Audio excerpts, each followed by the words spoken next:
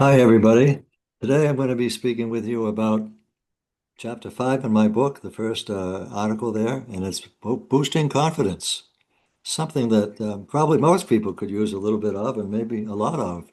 And I find that when I'm working with people with other issues, often lower self-confidence is a factor in all that. So it's really an important aspect of helping people improve their situations. So it's in chapter 5 in my book, and you can refer to that at any time. So think about confidence and people who were really confident and people who who may not be really confident. And I'm going to give you a few confidence suggestions from people who are really confident, the people that we probably have heard of. So the first one is um,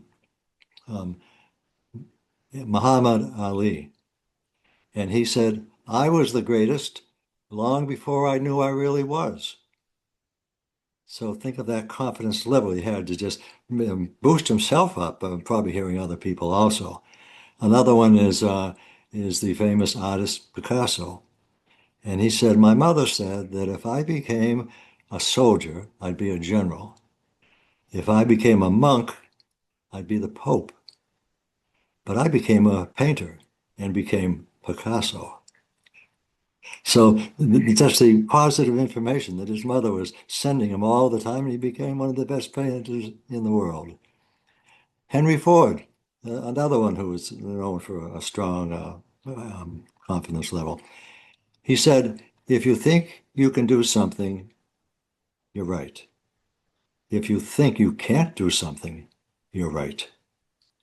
So make the choice. If you're low, you want to boost it up there, however you can do that." Michael Jackson said, "They tell me that the sky's the limit, and that's right for me." So, four examples of people who just have a real strong sense of themselves and their self-confidence. Now, we could have other people who are on the lower end of things, and we'd have a contrast. But we're thinking about anybody who is on the lower end. How do they increase their confidence, and how do they do that as an adjunct to another issue that maybe they really want to resolve within themselves? And of course, hypnosis is a wonderful way of doing all that. But let's think about just for a moment. These people had to, along the path of their life, be connected with, influenced by, helped by people who were giving them a sense of self-confidence, of you can do it, complimenting them, often on a regular basis. And so that becomes a habit. And then it's in there, and that then guides them as they move forward. So probably the kind of people that we've talked about so far, and maybe people who are just really strong on the confidence level, were in a situation growing up where they were getting all that they needed. They had parents who were probably very in tune with them, rather than just telling them to do things. They were spending time with them. They were complimenting them. They were positive. They were reinforcing all the good qualities that would lead to someone who was just a very comfortable sense of self-confidence. That might also have been helped by family members, maybe relatives in the grandmother, grandfather way, maybe siblings, and maybe people outside of the home, because the more we benefit from the positive reinforcement of having a good self-confidence from anyone, the more it takes hold and becomes just reality, our way of being. And then I believe that when we do have a self-confidence, we're attracted to other people who are similar. It's just like we're attracted to them, they're attracted to us, just subconsciously without even being aware of it. So an important part of healing, for sure. So the ideal family just promotes self-confidence, and the person just absorbs it because it's meeting all the needs. And the other direction would be people who maybe come from a family that was just up against it all the time.